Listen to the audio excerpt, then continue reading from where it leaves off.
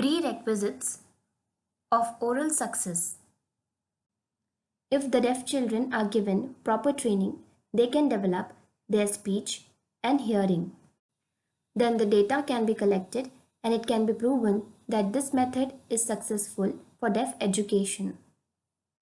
But there are few prerequisites of oral success. Let us discuss about this. Let's see the first point.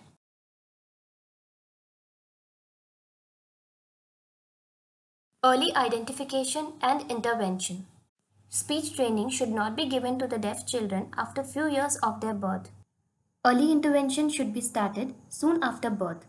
Effective speech and auditory training should be given to a child at his early age because young children can easily pick up language in their early age. Then later on in their life, their speech and hearing will develop easily. So early intervention is a prerequisite of oral success. Let's see the second point.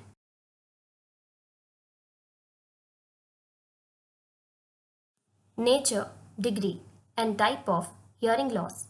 There are different levels and types of hearing loss. Speech training cannot be given to a child who has profound hearing loss. It can be given to a child who has mild or partial hearing loss. Let's see the third point.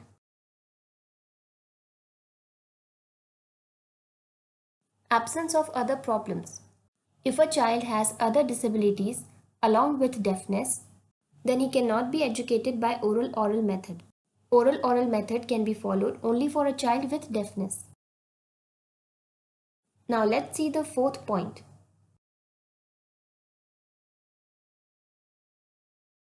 Family related problems. Let me explain this to you. If a genetic issue or disability is carried forward into the next generation or skipping one generation, then there could be multiple disabilities in the child, or that would be a hindrance in the success of oralism. And if not, then a child can get success in oralism. Also, there are other reasons, like if parents are uneducated or they have financial issues, so they cannot give their child auditory oral training. And if the mother is the only earning member, it is difficult for her to manage everything and give her child proper training, as she cannot afford much due to financial issues. These are the challenges in oral success. Let's see the fifth point.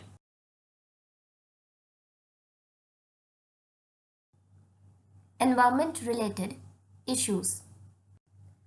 Some people live in villages, some live in towns, and some live in cities. People living in villages have less earning as compared to the city people. People living in cities have the capacity to spend money in the advanced technological devices, but the village people cannot afford spending that much money for those expensive devices needed for oral education. Let's see the sixth point.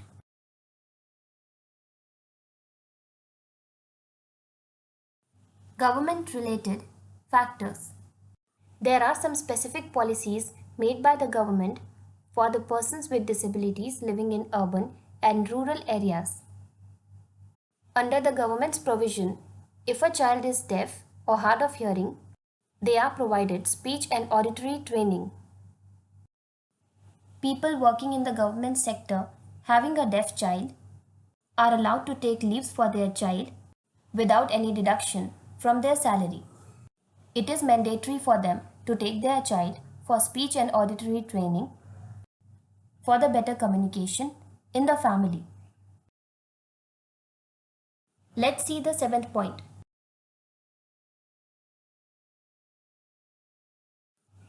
Child's personality.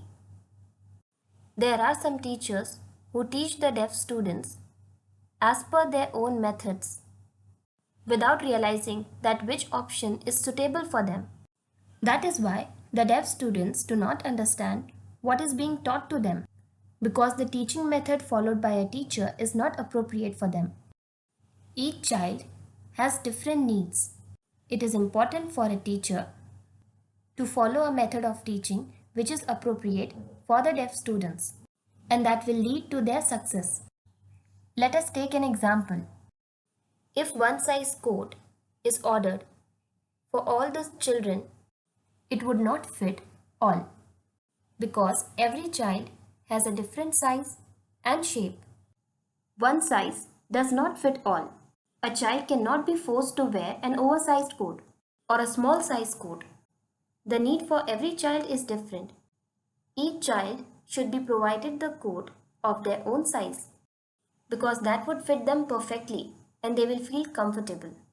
Similarly, it is important for a teacher to choose an appropriate teaching method for a deaf child as per his requirement that will give him success in life.